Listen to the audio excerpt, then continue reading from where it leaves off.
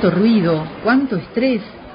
No me escucho ni el pensamiento. Cuando yo me siento así, hago un alto. ¿Cómo que un alto? ¿De qué estás hablando? ¿De qué más? De un alto en el camino. Bienvenidos al programa. Un alto en el camino. Conversaciones para crecer en la fe.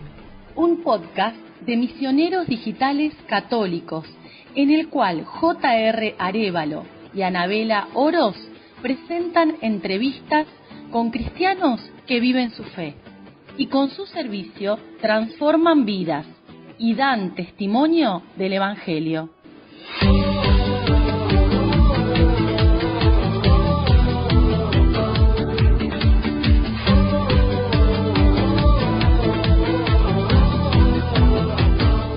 Bienvenidos a un nuevo programa de Un Alto en el Camino. Soy J.R. Arévalo. Y yo, Anabela Oroz. Nuestro invitado de este día es el padre Pablo Saboya, originario de Buenos Aires, en la República de Argentina. El padre está destacado en la diócesis de San Martín, siempre en Buenos Aires. Actualmente es párroco de la iglesia Nuestra Señora de la Merced de Villa Ballester. Sacerdote hace 15 años, casi 16. Además, el padre es profesor en la Pontificia Universidad Católica de Argentina, es teólogo dogmático por la Universidad Pontificia Gregoriana en Roma. Se describe obviamente como hijo de Dios y además también ha incursionado en redes sociales. También es autor del programa de podcast Parresía. Un alto en el camino. Conversaciones para enriquecer la fe. Padre, bienvenido a este programa. Muchas gracias, hola José, hola Anabela. Gracias por la invitación, un gusto estar con ustedes conversando. Igual, el gusto es nuestro. Padre, bueno, para comenzar a conocerlo un poquito más, cuéntenos acerca de quién es usted, quién es Pablo Saboya, cómo fue su infancia y cómo llega a la fe católica. Mi historia es un poco particular porque a veces cuando me hacen esa pregunta, muchos piensan que de chico quería ser sacerdote o como algunos que de chicos jugaban a celebrar la misa. No fue mi caso en lo más mínimo. De hecho, mi acercamiento a la fe inclusive fue de mucho más grande cuando comencé el colegio secundario aquí en Argentina, a los 13 años. Mi educación inicial fue en colegio laico del Estado, y yo no tenía contacto con la fe. Mi familia es familia católica, pero no era muy practicante en aquel momento. Les cuento una cosa, mi primer recuerdo religioso, yo tendría 5 o 6 años, pero un recuerdo muy, muy antiguo, que recuerdo que veía por la televisión el Vía Crucis que estaban haciendo el Viernes Santo, era un Viernes Santo, y recuerdo que en ese momento le pregunto a mi mamá qué era eso, porque veía mucha gente, la cruz. Y mi mamá, que es amorosa, pero en ese momento no tuvo mucha pedagogía, me dijo, lo que pasa es que Dios se murió. Esa fue la primera, el primer recuerdo, lo cual a mí me dejó muy angustiado, porque dije, ¿cómo que Dios se murió? Yo no tenía una formación religiosa ni nada, pero la respuesta me impactó mucho.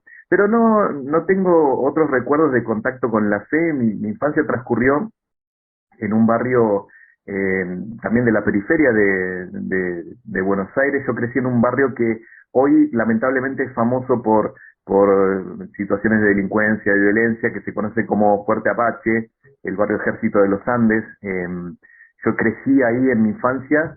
El barrio perdón padre que le corte, pero el barrio de Tevez, donde creció que Tevez, ¿o no? Exacto, ahí mismo. Ajá. Que, Tevez es un jugador de fútbol, claro, argentino. Exacto. Ahí sí ya me ubico, Ahí claro, está. que hoy hay murales de Tevez y demás. Tal cual. Todavía no hay murales del padre Pablo. Próximamente, bueno, padre. No sé, no hace falta. Pero yo recuerdo, bueno, que en mi infancia, si bien era un barrio complicado, tal vez hoy yo noto por las cosas que escucho, que tal vez han crecido algunas situaciones. Bueno, mi infancia transcurrió ahí. Pero con respecto a lo religioso, no tuve más contacto que ese recuerdo que tengo como muy, muy, muy antiguo. Cuando comienza el colegio secundario nos mudamos del barrio, vivimos más o menos cerca, pero no lejos de ahí, digamos, no en el barrio. Y comienzo mi escuela secundaria en un colegio parroquial, de la parroquia Santa Juana de Arco de Ciudadela.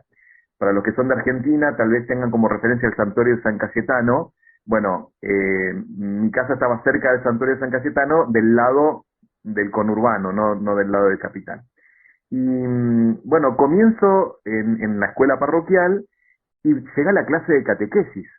Entonces la catequista nos hace esas evaluaciones de diagnóstico, a ver qué sabíamos. Eran como 20 preguntas de contenido de las cuales yo no tenía ni idea, pero ninguna, no sabía de qué estábamos hablando. Y la última pregunta era si estaba bautizado, si tomé la comunión y si estaba confirmado. Yo puse, literal, me lo acuerdo, pero porque fue lo único que respondí, creo que estoy bautizado, porque me pareció que había visto algunas fotos en mi casa, pero puse, no tomé la comunión y no estoy confirmado. Eso hizo que la catequista me buscara para bueno, a ver qué pasaba con para echarle agua bendita, padre. Más o menos, porque era como un infiel que estaba ahí en medio de todos, bautizado y demás. Bueno, y me convenció para ir a la catequesis parroquial. Yo primero no quería, porque no sabía en qué consistía, pero bueno, después acepté ir porque yo no sabía cómo eran las cosas de los católicos, porque por ahí, si yo no iba a la catequesis, me iban a desaprobar en la materia. Yo no sé, como tenía una confusión. Y entonces fui a la catequesis parroquial. Y ahí empecé un camino de fe, digamos, muy de a poquito.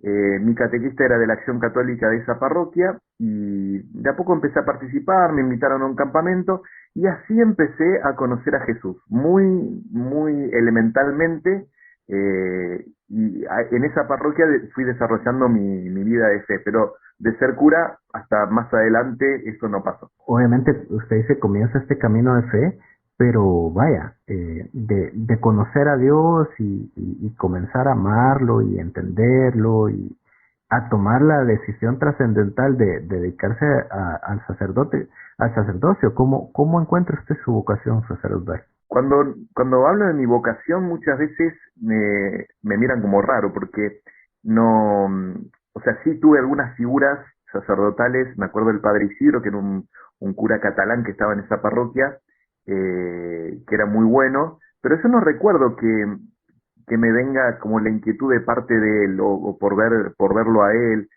Yo recuerdo una vez que fui a la parroquia y había llegado temprano a una reunión, no me acuerdo de qué era la reunión, pero yo llegué temprano y entré a la capilla del Santísimo de esa parroquia.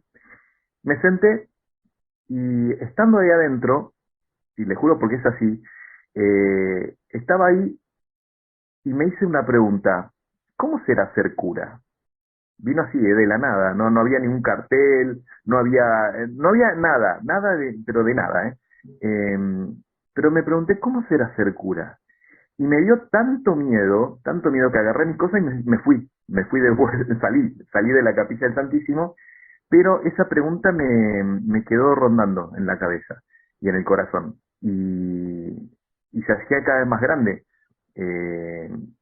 Y todo lo que yo hasta ese momento había tenido como súper cierto, incluso una relación de noviazgo que estaba transitando en ese momento, todo me empezó a parecer como que no era por ahí, que no era eso.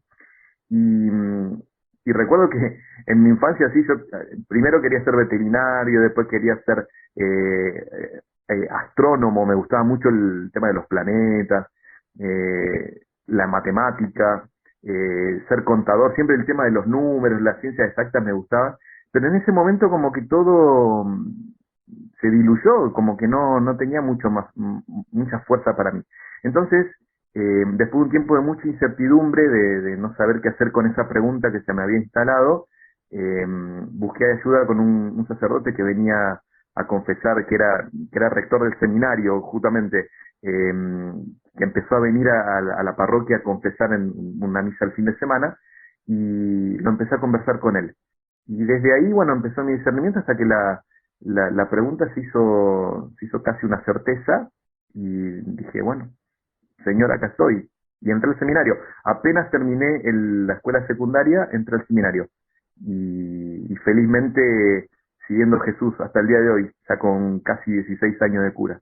Bueno, qué lindo eso, donde recuerda usted que fue esa revelación, ¿no? Frente al sagrario, frente a Jesús, o sea, lo tenía ahí mano a mano y ahí es donde inició. Qué bonito ese recuerdo y qué loco, ¿no? Muchas veces cuando vamos al sagrario y a veces parecemos que no está pasando nada y pasan un montón de cosas, ¿no? A uno se le vienen ideas a la cabeza o tal vez encontrar soluciones frente a problemas que a lo mejor antes no lo habías pensado. Qué bonito eso. Recuerdo, por ejemplo, se me viene a la cabeza ese texto del capítulo 1 de Juan, del Evangelio de Juan, donde los dos discípulos del Bautista, cuando lo siguen a Jesús, aparece en el texto que le preguntan, maestro, ¿dónde vives? Vengan y lo van a ver. Dice el texto, eran las 4 de la tarde, como con una precisión muy grande. Bueno, para mí ese momento de encuentro con Jesús fueron mis 4 de la tarde, no eran las 4 de la tarde, pero fue como ese momento donde yo entiendo que hubo un antes y un después. No hubo ninguna mediación, no estaba escuchando una canción, no estaba leyendo una lectura, no había nadie. Fue como diría San Ignacio, fue una moción del espíritu que, bueno, hasta el día de hoy tiene sentido, por lo cual intuyo que algo de cierto debe tener. Pero sí, como decís vos, es muy importante que también en estas experiencias de encuentro con Jesús también podamos hacer lugar al silencio, porque en el silencio muchas veces van a venir respuestas que uno ni esperaba, y lo creo firmemente eso, ¿eh? Así es.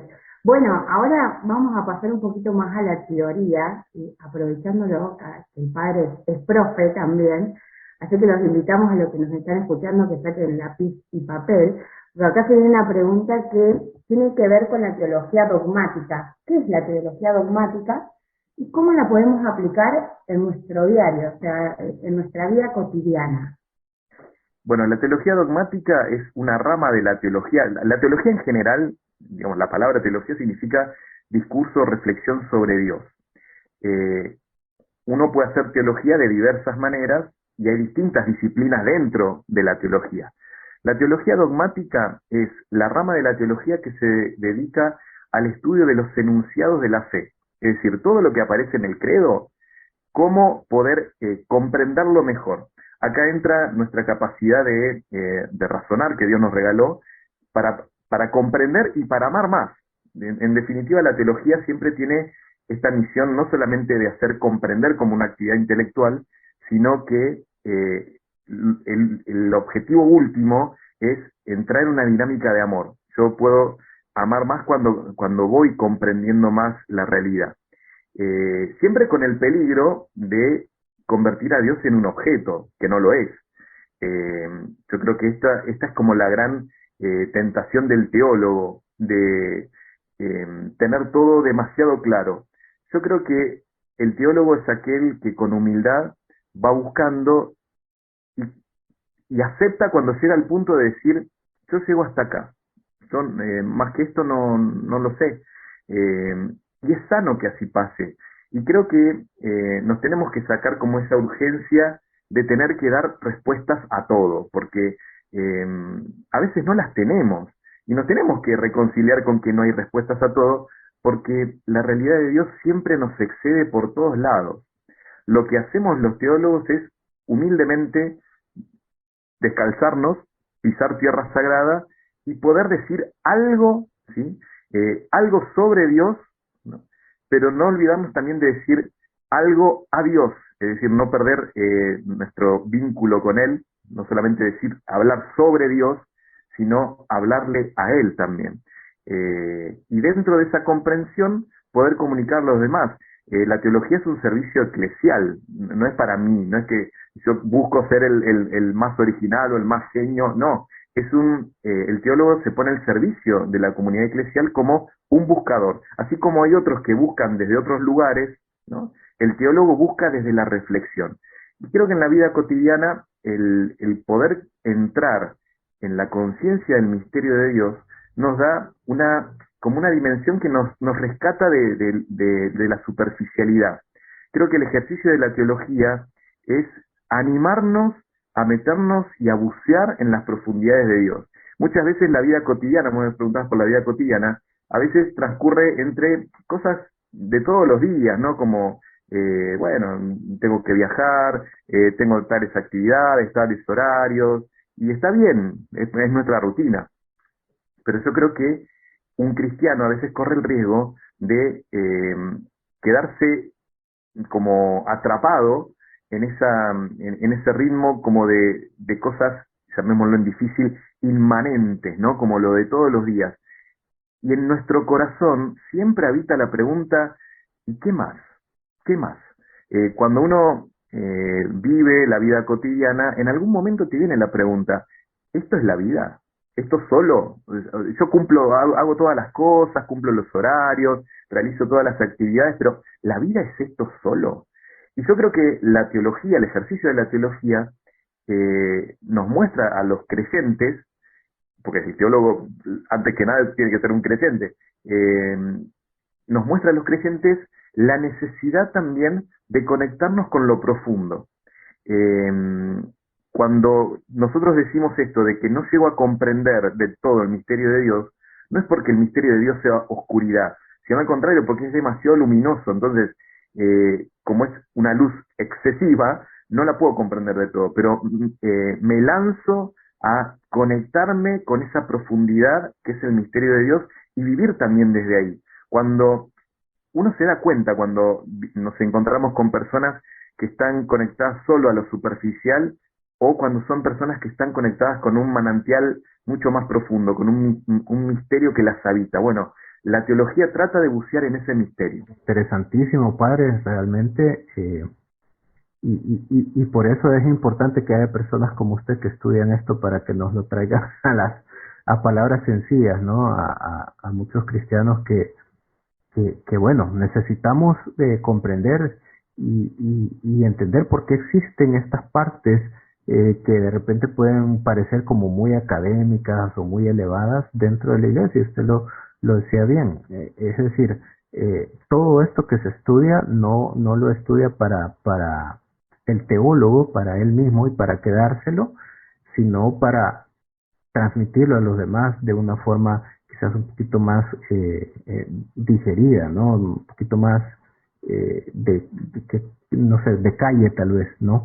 Y me gustó esa parte, precisamente esa parte me gusta mucho, de no quedarse con las cosas, porque no es solamente un ejercicio mental y a nivel académico, ¿no? Sino que tiene un propósito, como todo lo que se estudia. Todo tiene que tener una aplicación en la vida real y que nos ayude a hacer agente de ese conocimiento, tiene que hacer agente de cambio, tiene que de alguna forma llevarnos a ser mejores, ¿no?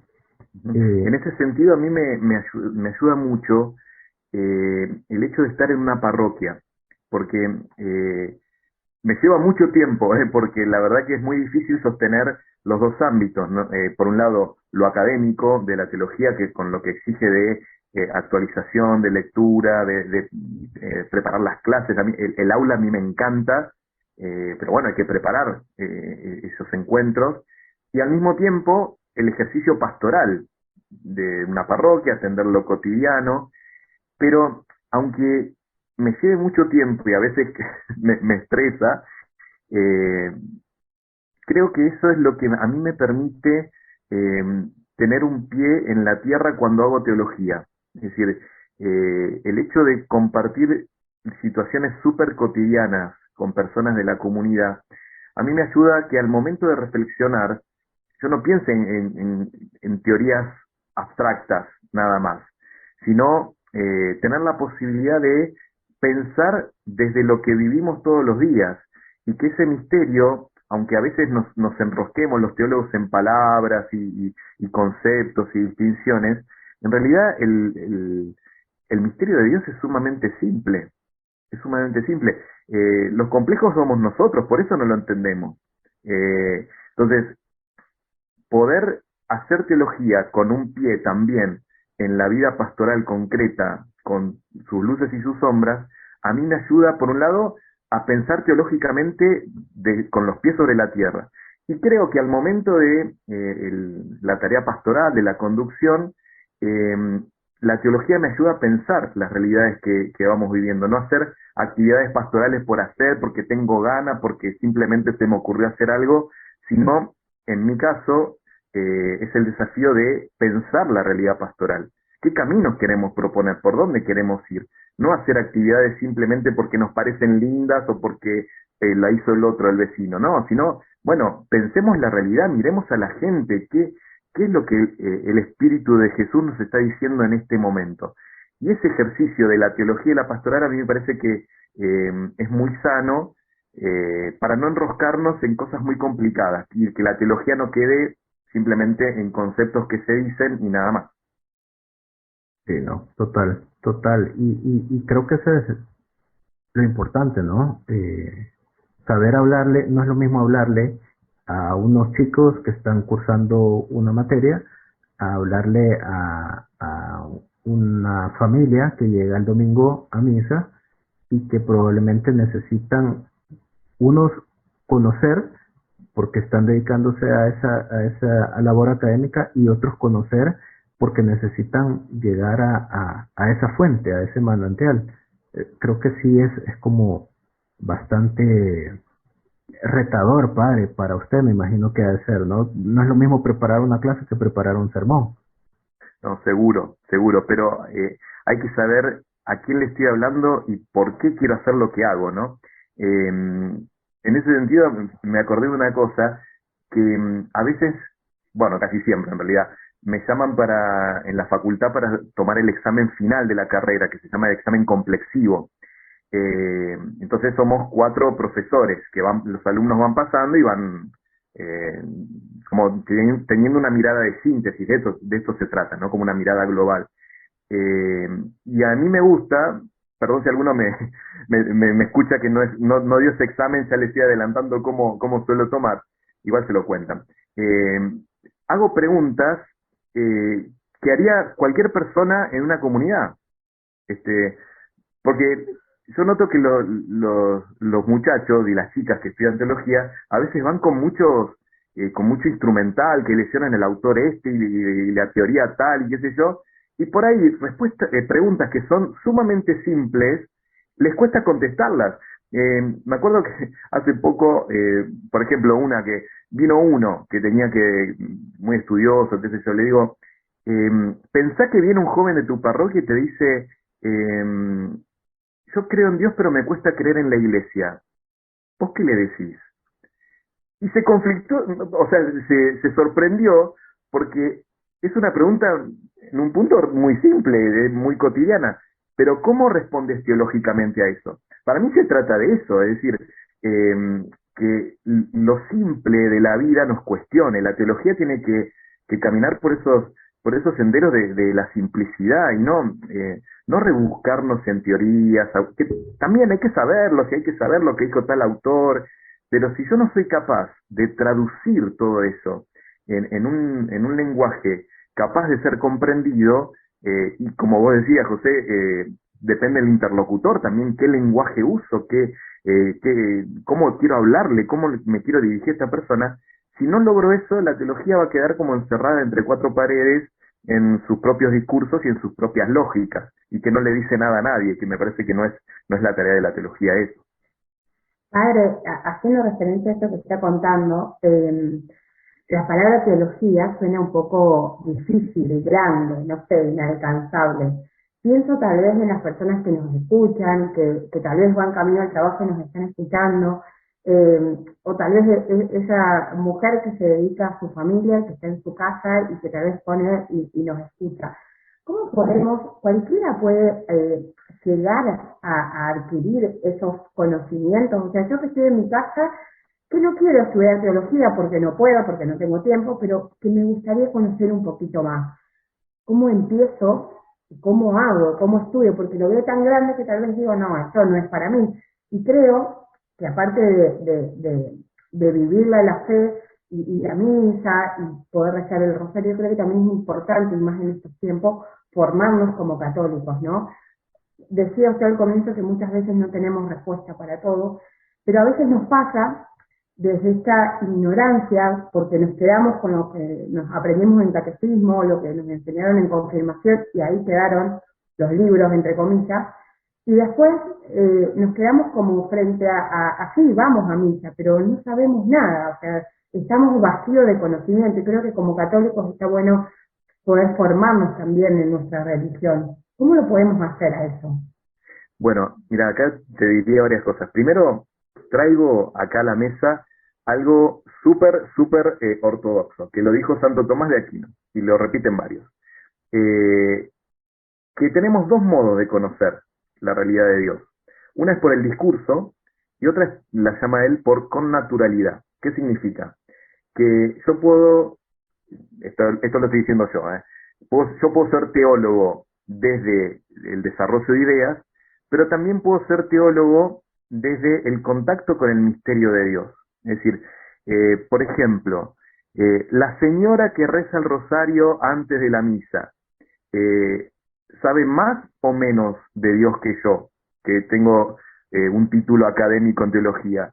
Y no sé, porque tal vez la señora no va a tener, qué sé yo, no va a saber lo que dice tal autor, pero sí conoce el misterio de Dios, lo conoce por contacto. Es como, por ejemplo, yo podría dar una charla sobre qué es el amor, por ejemplo, ¿no?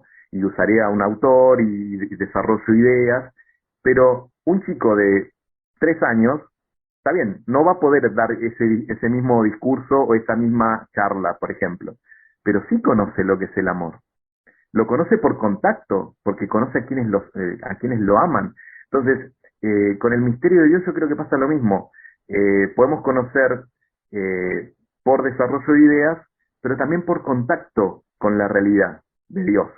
Y en ese sentido, yo creo que la formación de los cristianos y de los agentes pastorales es urgente abordarla. Y yo sostendría estos dos elementos. La formación no es simplemente que yo aprenda conceptos, que los tengo que aprender también, sino que mi formación también va a ser aprender a ser, por ejemplo, discípulo de Jesús. Esto para mí es fundamental. Yo creo que en la Iglesia Católica hemos invertido mucho tiempo y recursos a la formación para determinadas funciones, ¿no? Como, bueno, formamos catequistas, formamos ministros que lleven la comunión, formamos ministros que visiten a los enfermos, etcétera, y muchos otros. Y está muy bien, tiene que pasar eso. Pero me da la sensación de que a veces en las propuestas formativas no está contemplado el formarnos en ser discípulos. Y ese es lo primero, porque si no, terminamos creyendo que ser cristiano es tener una función en algo, y ser cristiano no es tener una función. ¿Qué pasa? Cuando dejo de ser catequista no soy más cristiano. No, no es así. Soy siempre discípulo de Jesús haciendo lo que esté haciendo. Entonces me parece que en la formación cristiana es necesario, por un lado, apuntalar lo que es el desarrollo racional, llamémoslo, ¿no? Como adquirir nuevos conceptos, imágenes que por ahí mucha gente ha recibido de su catequesis de primera comunión, por ejemplo, cuando tenían 10 años, y nunca más han tenido contacto con la fe. Y claro, vos llegas a los 30, 40 años, y la fe que tenés es la fe de los 10, porque nunca hubo otra cosa. Entonces me parece que en cuanto a los conceptos, a las imágenes, me parece que lo primero para cualquier cristiano es animarse a poner entre paréntesis lo que aprendí, porque lo que aprendí me sirvió para esa etapa. Tal vez hoy necesito otra cosa.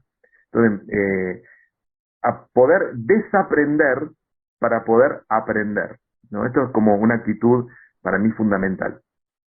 Después, hay muchas propuestas formativas, pero yo diría, para poder ir a lo complejo, vamos a lo simple. Si por ejemplo hiciésemos un estudio detallado y una lectura sosegada por ejemplo, del Catecismo de la Iglesia Católica, y después ir buscando a partir de los temas que más me interesan, yo creo que eso es muy interesante. Yo no puedo tener una gran teología si no voy como a lo más simple de lo simple. A veces, como nos quedamos en esa fe de chicos, casi infantil, hay cosas que inclusive están en el catecismo que no las conocemos. Entonces yo diría, para una persona que tal vez quiere como meterse un poco en el mundo del desarrollo de la teología, vamos primero a lo central, ¿sí? a lo más básico. Y a partir de los temas que más te interesan, empezar a averiguar, ¿no? ¿Cómo me puedo formar en este tema? Porque aparte es un abanico tan grande que uno no puede abarcar todo, ¿no? Hay áreas de la teología en la que soy toco de oído, como quien dice, ¿no? Porque uno no puede saber todo. Bueno, a partir de los temas que más le interesan, se va metiendo.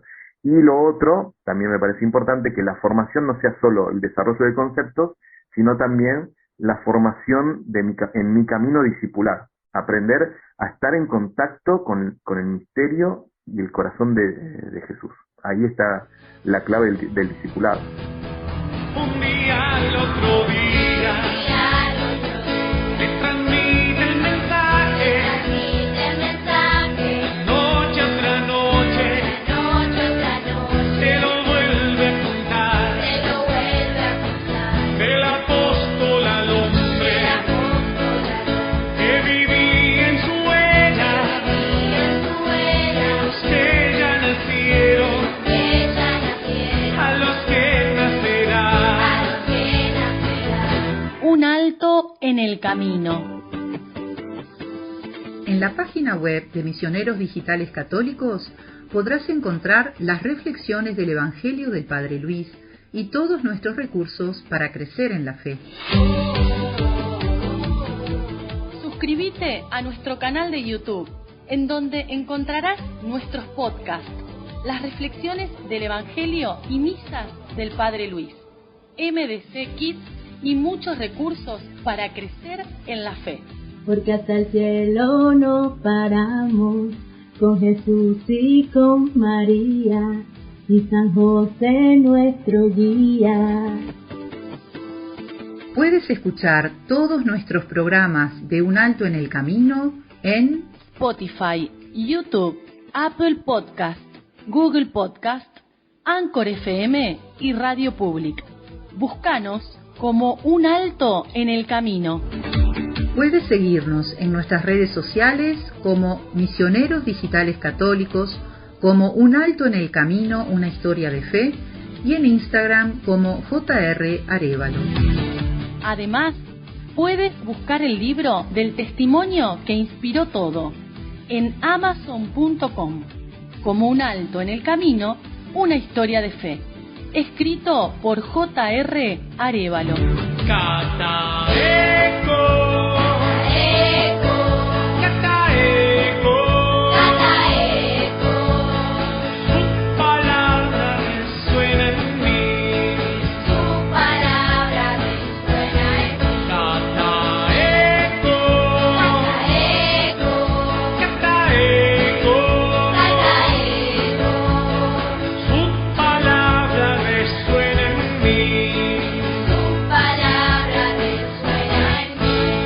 Un Alto en el Camino. Seguimos conversando con el padre Pablo Saboya. Y padre, en este tiempo que nos queda, pues vamos a hablar un poco de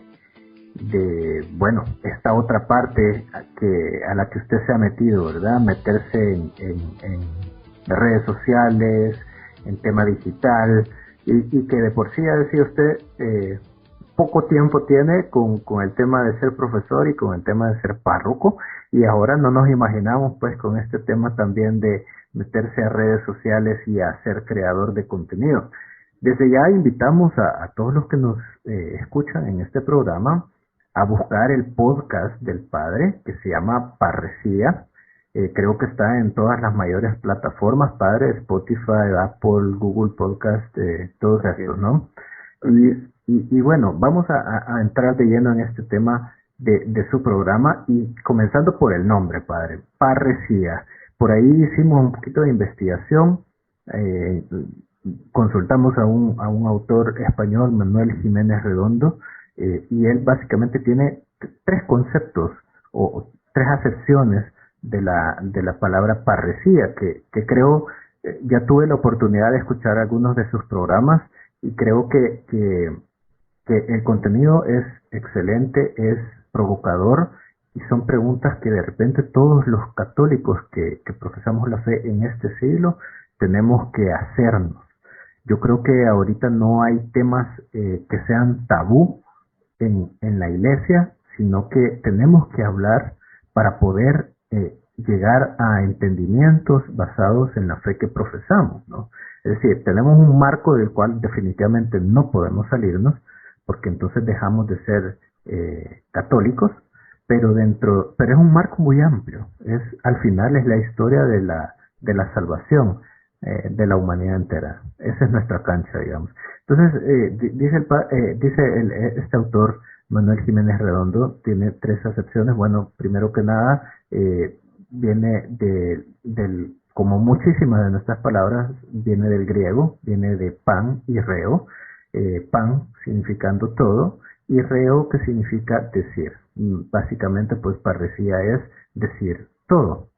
Entonces, dentro de estas acepciones que le da el autor, dice, la primera es se puede identificar como una persona que es valiente y decide ser valiente y decir todo lo que tiene que decir sin callarse nada, hablar, digamos, con franqueza y sin miedo. Ahí hay otra acepción que tiene una connotación que puede de repente sentirse negativa, que es ese tema de decir todo y no callarse nada, es decir, ser una persona impertinente por ahí, ¿no? No tener filtro, como decimos, no hacer ese razonamiento de primero pienso y luego hablo, ¿no? Ese sería quizás como un segundo significado. Y el tercero es un significado que tiene que ver con la confianza y la apertura que siente una persona y lo lleva entonces a comunicarse francamente con otro, ¿verdad? Sin ocultarle nada. Ahí viene lo de decir todo, ¿no?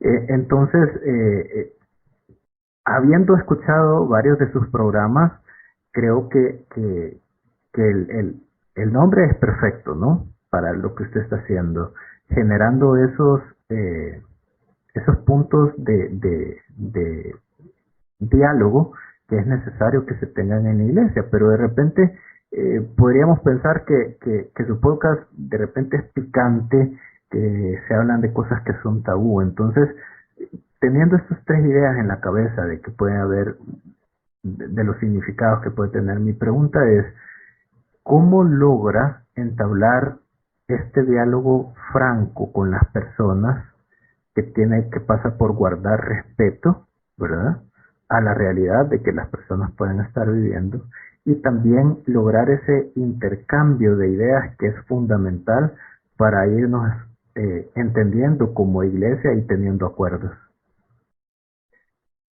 Bueno, primero te agradezco las palabras tan lindas hacia el contenido. Las 3 acepciones de parresía están en el podcast, básicamente. De hecho, un poco en el primer episodio de todos, explico un poco por qué el nombre, y va un poco por ahí. El podcast nació como una inquietud en la pandemia de poder llegar a través de las redes sociales en un diálogo evangelizador, dado que muchas actividades en la parroquia habían dejado la presencialidad, y siempre me interesó el tema de la virtualidad, pero creció de una manera exponencial. Es decir, el podcast para mí fue una gran sorpresa, porque tiene una llegada que yo no imaginaba, pero en absoluto, y es casi como hoy se volvió casi una parroquia virtual, o no sé si parroquia, pero una capillita virtual porque lleva muchísimo tiempo de atención, tanto en producir el contenido y después lo más rico creo que es el diálogo personal a través de las redes. Yo utilizo la plataforma de Instagram para generar el diálogo, ¿no? Y eso lleva mucho tiempo porque muchas personas comparten situaciones a veces muy personales, muy de su vida, y no puedo dar una respuesta así nomás o decirle, bueno, está bien, rezo por vos y ya está. Está bien que recé por ella, pero alguna respuesta le tengo que dar, o por lo menos un intercambio. Entonces, para mí es un espacio de evangelización, donde la inquietud, o sea, el propósito es hablar con personas de entre 25 y 45 años que tuvieron una experiencia de iglesia y que por alguna razón se han alejado de la fe o de la iglesia. Eh, y de hecho, cada vez que hablo, cada vez que grabo un episodio, me imagino hablándole a alguno de mis amigos que son de este rango, es decir, tengo amigos que tal vez no comparten la fe o no comparten la participación en la iglesia, pero que sin embargo podemos debatir ideas. Entonces, cuando grabo un episodio, trato de pensar, bueno, ¿y qué pensaría tal amigo de este tema? Y hablo con él, imaginariamente, ¿no? Ahora, si bien mi objetivo es llegar a estas personas que tal vez están distanciadas o decepcionadas con la iglesia, yo siempre me posiciono como un creyente. Esto es lo que a mí me parece que es como el aporte del podcast o la mirada como más original. El poder posicionarme como un creyente, pero que eso no quita que podamos hablar de cualquier tema e inclusive en los temas también tener una mirada crítica de lo que nosotros hacemos o decimos como iglesia. Yo nunca me distancio del ser iglesia. A veces, digamos, hay situaciones que me llevan como a una autocrítica, que no necesariamente es mala, es simplemente descubrir elementos que el que es distinto me ayuda a seguir pensando, ¿no? Por supuesto que hay cosas que uno no va a poner o no las va a someter a debate. Yo no voy a someter a debate si Jesús es verdadero Dios o verdadero hombre. Eso no es sujeto a debate. Pero hay muchísimas otras situaciones en la iglesia que tal vez inclusive son dolorosas para algunas personas y bueno, tenemos que aprender a replantearnos qué pasa. Y esto de decir todo, para mí es muy importante porque como profesor de eclesiología, es una de las materias en las que me muevo justamente eclesiología, que es teología sobre la iglesia, una de las cosas que descubro es que la iglesia desde sus orígenes, desde los orígenes mismos del cristianismo, la iglesia nació plural, nació con distintas corrientes en sí misma. Entonces, como vos decías, la iglesia es un gran abanico donde no podemos quedarnos con una sola mirada como si esa mirada fuese la única que existe, sino que podemos animarnos a pensar la iglesia también desde un abanico, desde una pluralidad. Y la intención del podcast es eso, es abrir preguntas. Yo no me posiciono en el lugar del que tiene todas las respuestas como si fuese una especie de gurú que, bueno, ahora voy a decir cuál es la verdad, porque estaría haciendo lo mismo que quiero combatir, es decir, las miradas únicas. El podcast lo que pretende es abrir preguntas y animarnos a hablar de temas. Y esto realmente es muy, muy valorado por muchas personas. Te digo la verdad que por lo que recibo como comentarios personales, mensajes privados y demás, es muy valorado. Yo creo que desde la iglesia tenemos que seguir generando este tipo de contenidos capaces de generar preguntas y no solamente decirle al otro cómo es la cosa, sino, bueno, estamos acá pensando juntos y sé que no compartís lo que yo pienso, pero podemos encontrarnos para dialogar. Y bueno, un poco esa es la idea de Parresía, que aprovecho para saludar a Gastón, que es mi productor, son las manos mágicas que editan todas las cosas que yo hago y digo. Así que un beso para Gastón también. Padre, esto que usted cuenta y lo hemos visto, bueno, lo he visto en algunos de los vivos de Instagram y como usted dice, plantea temas que tal vez suelen o eran un poco más tabú, todavía siguen siendo tabú en algunos casos, y qué bueno plantearlo desde la iglesia, ¿no? Desde usted como sacerdote. Me parece que tiene una relevancia importante y esto, no dejando hay dogmas que son de fe y que justamente, como usted decía, son indiscutibles, pero hay otros temas que sí los podemos charlar y debatir, y tal vez creo que tenemos, no sé, me pasa lo que veo ahora con todo lo que estamos viviendo a nivel social, tal vez tenemos miedo, me parece, escuchar al otro, escuchar esa diferencia. Y como usted decía al principio, queremos tratar de dar respuesta a todos. Creo que hay algo sencillo que podemos vivirlo, que es esto, creer en Dios, y poder vivirlo como contacto, como usted bien lo explicaba hace un ratito, pero también esto, ¿por qué no escuchar a esa persona que tal vez no cree o que por algún motivo se alejó de la iglesia? Me parece relevante y me parece esto, bueno, y recalcar que escuchan los audios del padre, los vivos de Instagram que están ahí, y plantea muchas como que rompe cabeza. Lo que he escuchado, lo que he visto es como que queda pensando, uno se queda pensando y dan ganas de, bueno, ahora tengo su teléfono, padre, si le mando un mensaje o lo llamo, perdóneme, no. Pero digo, hay momentos que le dan ganas de escribir, pero cuente un poquito más, porque uno se queda con ese sabor de querer aprender. Creo que pasa por ahí. Cuando uno quiere aprender y quiere formarse, me parece que podemos llegar a cosas lindas sin dejar de creer en lo que es. O sea, somos católicos y hay dogmas de fe que son irrefutables. O sea, no es que el día de mañana va a aparecer otra realidad, no. Es esto. Pero para mí diste en el clavo ahí justamente, que es el poder escuchar al otro. Porque una cosa es que, no sé si esta distinción, no sé si la inventé yo o la escuché bien, pero bueno, no sé, me sirve para lo que quiero decir. Una cosa es tener dogmas de fe, que los tenemos porque los dogmas son puntos de referencia, no es que da todo igual cualquier cosa. Los dogmas en la fe son puntos de referencia, es como, bueno, los lugares seguros donde yo sé que acá puedo construir a partir de esto, y para hacer teología más todavía, ¿no? Pero una cosa es tener dogma de fe y otra cosa es tener una mentalidad dogmática. ¿A qué llamo yo mentalidad dogmática? La incapacidad de flexibilizar el pensamiento en las cosas que pueden ser flexibles.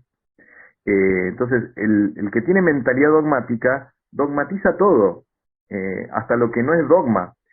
Y generalmente estas personas absolutizan su experiencia de fe, como si esa fuese la única experiencia que hay que tener.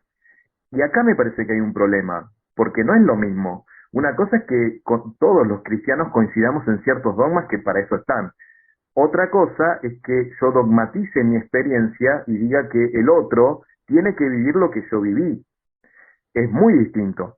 Y por eso creo que vos diste en el clavo en esto de escuchar al otro. Que no es simplemente, bueno, a ver, decí lo que tenés para decir porque yo igual sigo en la mía. No, escuchar en el sentido de, yo me siento con vos sabiendo que quiero entrar en tu forma de comprender las cosas. No para decir que tu forma está bien y todo lo que yo pensaba está mal. Pero tampoco para imponerte lo que a mí me parece.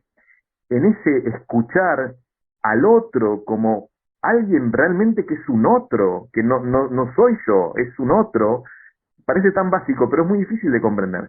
Cuando me doy cuenta de ese intercambio tan lindo que puede haber a partir de la escucha sincera y abierta del otro, yo puedo aprender un montón y se puede dar un diálogo muy evangelizador, muchísimo más evangelizador que simplemente recitarle las cosas que tiene que hacer, como si fuese la recetita médica.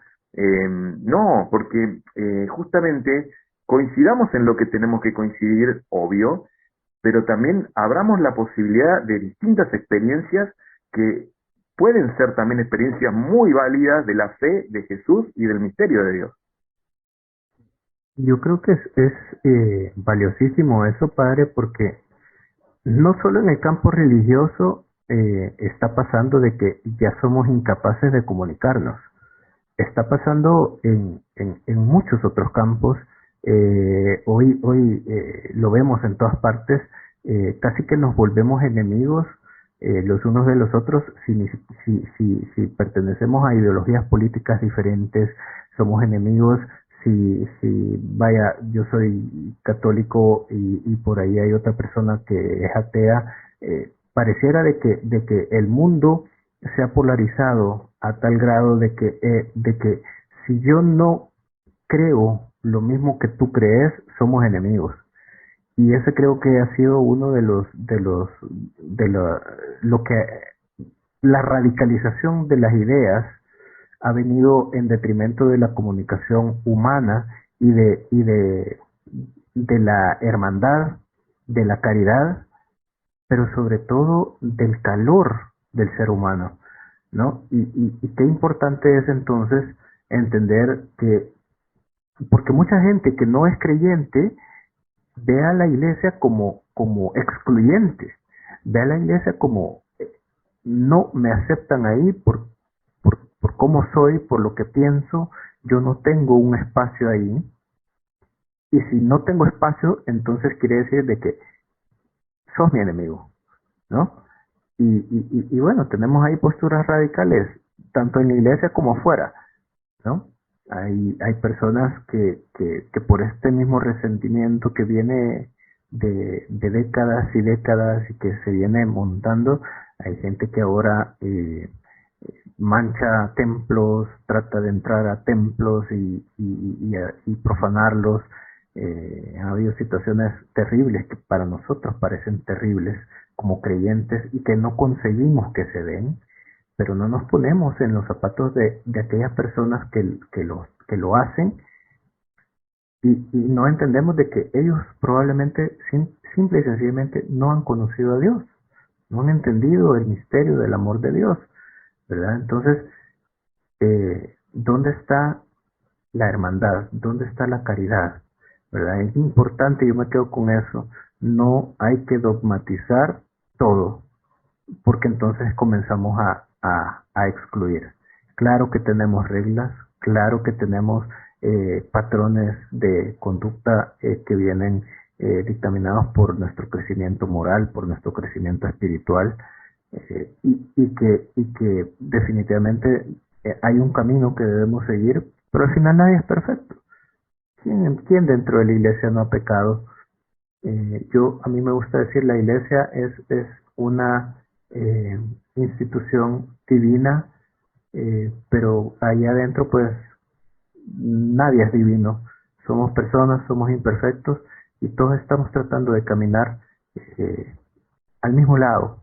Qué bonito sería que en vez de sacar personas por lo que piensan o por lo que son, las traigamos y les demos a conocer ese Dios que tanto amamos y que tanto profesamos, ¿no? Uh-huh. Sí, en esto algo cortito, pues sé que estamos sobre el final, pero yo todavía no me decido a cómo interpretar la realidad. Yo no sé si estamos polarizados o estamos atomizados, porque en mi lectura creo que lo que vamos viendo culturalmente, no digo solo en la iglesia, es como la primacía de lo subjetivo, que yo creo que ha traído muchos beneficios en el sentido de, bueno, el valor de la persona, bueno, del cuidado personal, y yo creo que está muy bien, hay cosas que son muy valiosas. Pero, para mí el gran riesgo es encerrarnos como en esa subjetividad. Vos te preguntabas cómo crear fraternidad, y claro, si yo absolutizo mi experiencia, no soy capaz de construir fraternidad, porque me parece que lo mío es lo que vale. Entonces no me interesa el otro como un otro. Si yo ya está, yo estoy bien, no necesito del otro. Y me parece que lo que tenemos que aprender a mirar es al otro en su experiencia también válida. Y es más, lo pienso ahora, digo, los dogmas, que mucha gente dice, no, porque los dogmas de la iglesia, los dogmas nos salvan de la tiranía de la subjetividad, porque el tener elementos, ¿no? Afirmaciones que son objetivamente firmes, nos rescata de que cada uno piense lo que se le dé la gana. El tener realidades como los dogmas que de hecho los dogmas no son tantísimos tampoco, por eso digo, la mentalidad dogmática dogmatiza todo. Los dogmas son más bien pocos, pero son los puntos desde los cuales podemos construir fraternidad, con todas las diversidades a que a vos se te ocurran, pero coincidimos en esto. Si no, ¿dónde coincidimos? ¿En las ganas de juntarnos? No, y no puede ser así. Entonces me parece que el contar con los dogmas, y hay que comprenderlos también, los dogmas, qué es lo que creemos, eso es lo que nos permite salir de nuestra individualidad y construir un proyecto común más allá de las legítimas diferencias de todos. Un alto en el camino. Conversaciones para enriquecer la fe. Padre, para ir cerrando ya, y estamos ahí sobre la hora, ¿qué es lo cuál es el futuro del Padre Pablo? O sea, ¿qué es lo que tiene próximamente? ¿O qué desea el Padre? El futuro no tengo idea, porque cada vez que pienso en el futuro Dios me sorprende y me manda por otro lado, así que mejor no digo nada y que sea lo que Dios quiera realmente. Obediencia, Padre, obediencia. Sí. Pero bueno, en cuanto deseo, yo desearía no subirme al caballo. Ahí decimos, no sé si se comprende la expresión. No subirme al caballo es decir, no creer que la vida siempre es cuesta arriba. Yo le pediría al Señor que cuando llegue el momento de la cruz, poder asumirla, pero de verdad, abrazarla de verdad. Porque, sinceramente, yo hasta ahora me siento muy bendecido, muy cuidado por Dios. Yo no tuve ninguna experiencia que, no sé, que dijeran qué terrible, o sí, pasé cosas por ahí un poco más difíciles, pero siempre me pregunto, ¿qué será del Padre Pablo cuando llegue la cruz de verdad? ¿No? Alguna cruz que sea cruz. Bueno, le pido a Jesús poder ser fiel y no creerme que la vida siempre es un lecho de rosas, y poder ser fiel a Jesús en lo más simple, en lo cotidiano, y así llegar a viejo. Yo quiero ser un cura viejo siendo fiel y feliz, nada más. Ya todo lo demás, si pasa, pasará. Ahí se me desencadena otra pregunta, y bueno, acá Marcelo José nos va a retar, pero muy cortito, Padre. Usted mencionaba algo de la cruz, ¿no? Mencionaba que todavía no sentía que había llevado esa cruz. ¿Usted cree que como católicos cada uno carga esa cruz? Digo que muchas veces nos ponemos y rezamos, y lo digo porque lo sé poner en intenciones.